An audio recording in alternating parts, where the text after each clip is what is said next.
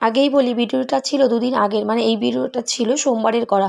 তো শরীর খারাপের জন্য ভিডিও ঠিকমতো এডিট করে পোস্ট করতে পারছি না। মানে কদিন ধরেই খুব জ্বর, হাত পা ব্যথা, আর এমনি তো শরীর খারাপ আছেই, সেটার কথা আর কি বলবো। কিন্তু তার জন্যই আর কি ভিডিও ঠিকমতো পোস্ট করতে পারছি না। তো আগের দিন বিয়েবাড়ি ছিল, মানে রবিবারের দিনকে, তো 1টা 1:30 বেজে গেছিলো রাতে শুতে শুতে। তারপরে আবার 2 ঘন্টা ঘুমানোর পরে এসেছিলো ধুম জ্বর, এত জ্বর আর এত শরীর খারাপ, সকালবেলা বিছানা থেকে উঠতেই পারছিলাম না। তো 9টার সময় বিছানা থেকে উঠেছি, তার আগে কিন্তু ঘুম ভেঙে গেছে, মানে অনেক সকালেই, মানে অনেক সকালে না, মানে 7টার দিক করে, কিন্তু কিছুতেই উঠতে পারছি না বিছানার থেকে।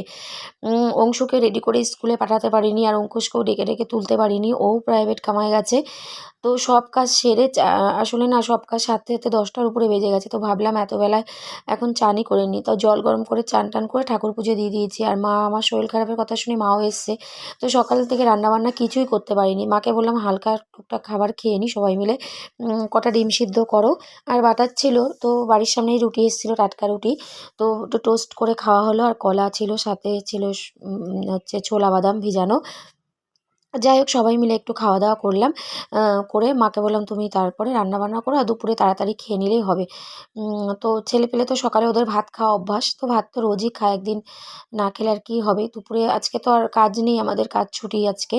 তো দুপুরবেলা সবাই মিলে তাড়াতাড়ি খাওয়া দাওয়া করে নেবো। মা এদিকে বসে সব সবজিগুলো মানে বানিয়ে নিল।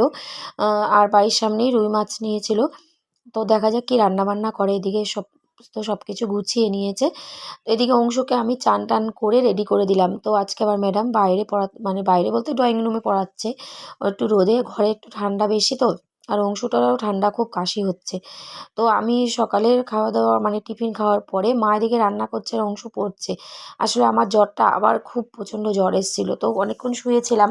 তারপরে ওষুধ খাওয়ার পরে এখন একটু জ্বরটা নেমেছে, আর ভালোও লাগছে না একভাবে শুয়ে থাকতে। তারপরে এই যে মা দেখি, তো আমি তো সব ভিডিও ঠিকমতো করতে পারিনি। তো মা রান্না করেছে পালং শাক, মাছের তেল করেছে আলু পেঁয়াজ দিয়ে, আর করেছে সয়াবিন। তো আর ওর বাবা বলল যে মাছ থাক, রান্না করতে হবে না, মাছ ভাজা করো, যেহেতু গরম ভাত। তো গরম ভাত, আর তার মধ্যে কি 2 ছেলে বলছে আমরা মাছ ভাজা খাবো। তা ওরা যখন মাছ ভাজা খাবে, তা বললো তাহলে আর মাছ রান্না করে লাভ নেই, মাছ ভাজা একেবারে সবাই মিলে খেয়ে নিলেই হবে। আর গরম ভাতে কিন্তু মাছ ভাজা খেতে ভালোই লাগে।